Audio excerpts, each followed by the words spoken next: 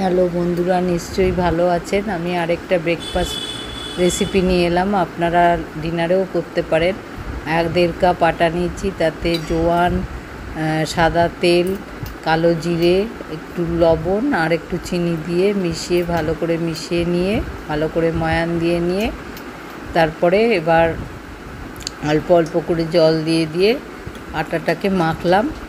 এমনভাবে মাখবো, পরোটার আটা যেমনভাবে মাখা হয় ঠিক সেমনিভাবেই মাখবো। খুব পাতলা নরম হয়ে গেলে চলবে না, কারণ এর মধ্যে আমি পনিরের পুর দেব। এবার আমি পনিরটাকে প্রিপেয়ার করছি। পনিরটা প্রথমে গ্রেটার দিয়ে গ্রেট করে নিলাম। ওই 75 গ্রাম মতো পনির নিয়েছিলাম। পুরোটা গ্রেটার দিয়ে গ্রেট করে নেওয়ার পর সাদা তেল দিলাম কড়াইয়ে, তাতে জিরে ফোড়ন দিলাম আর পেঁয়াজ কুচি, গাজর কুচি, কাঁচা লঙ্কা কুচি আর একটু টমেটো কুচি দিয়েছিলাম। নিয়ে এটাকে ভালো করে নাড়লাম আর তার মধ্যে দিলাম লবণ আর হলুদ। নিয়ে খুব ভালো করে নাড়তে থাকলাম। নাড়তে নাড়তে খুবই ভালো করে নাড়তে থাকলাম। ওই যে দেখাচ্ছি আপনাদের, নাড়ছি। যখন এটা বেশ নরম হয়ে আসবে সবজিগুলো, তখন গ্রেট করা পনিরটা দেব। খুব ভালো করে নাড়লাম।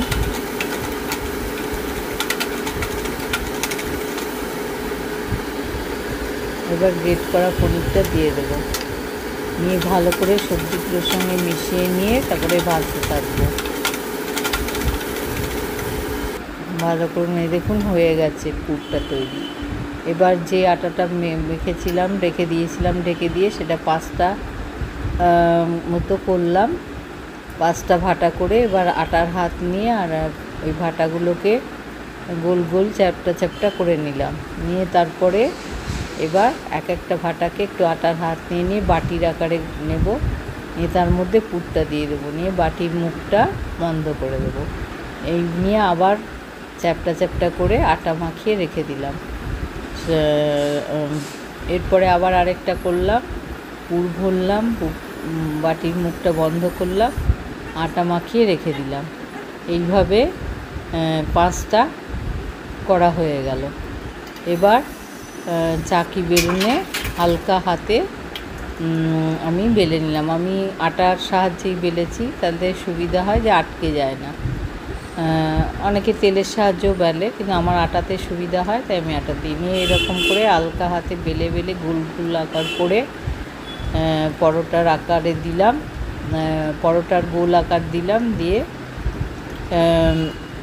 এক এক করে সব কটা বেলে নিলাম। এবার ননস্টিকের তাওয়ায় এগুলো সেঁকবো। একটা পিঠ সেঁকে নিয়ে তারপরে উল্টো পিঠে দিয়ে দেবো। নিয়ে ওই 1.5 চামচ ছোটো চামচ মতো তেল দেবো, এপিট ওপিট করে।